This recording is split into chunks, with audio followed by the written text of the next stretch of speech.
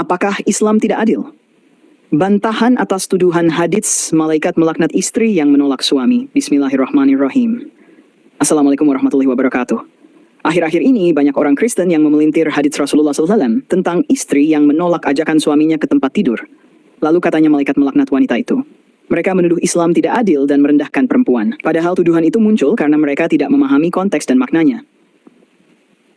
Pertama, hadits itu berbunyi, jika seorang suami memanggil istrinya ke tempat tidur, lalu istrinya menolak tanpa alasan yang benar, maka malaikat melaknatnya sampai pagi. Close quote. Hadits ini tidak berbicara tentang pemaksaan, tetapi tentang tanggung jawab dalam ikatan pernikahan. Islam menekankan bahwa suami dan istri sama-sama memiliki hak dan kewajiban. Qur'an Al-Baqarah 287 menjelaskan, open quote, mereka, para istri, adalah pakaian bagimu dan kamu pun pakaian bagi mereka. Close quote. Suami dan istri saling melindungi, saling menenangkan, dan saling memenuhi kebutuhan lahir dan batin. Jadi kalau salah satu pihak dengan sengaja menolak tanpa alasan padahal pasangannya butuh, maka itu bentuk kezaliman dalam rumah tangga. Karena dalam Islam, hak suami maupun hak istri sama-sama harus dipenuhi. Kedua, kalau suami menolak ajakan istri tanpa alasan, dia juga berdosa. Rasulullah bersabda, open quote, sesungguhnya sebaik-baik kalian adalah yang paling baik terhadap istrinya.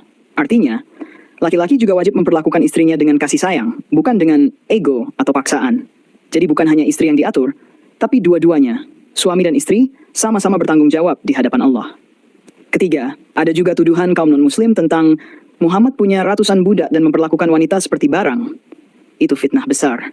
Nabi SAW hidup sangat sederhana, tidak punya ratusan budak, bahkan semua budak yang beliau miliki akhirnya dibebaskan. Islam justru datang untuk menghapus perbudakan secara bertahap. Keempat, lihat logika tuduhan mereka. Mereka menertawakan hukum rumah tangga Islam, padahal kitab mereka sendiri menyuruh istri tunduk penuh kepada suami. Open quote, hai istri, tunduklah kepada suamimu seperti kepada Tuhan. Close quote. Close quote.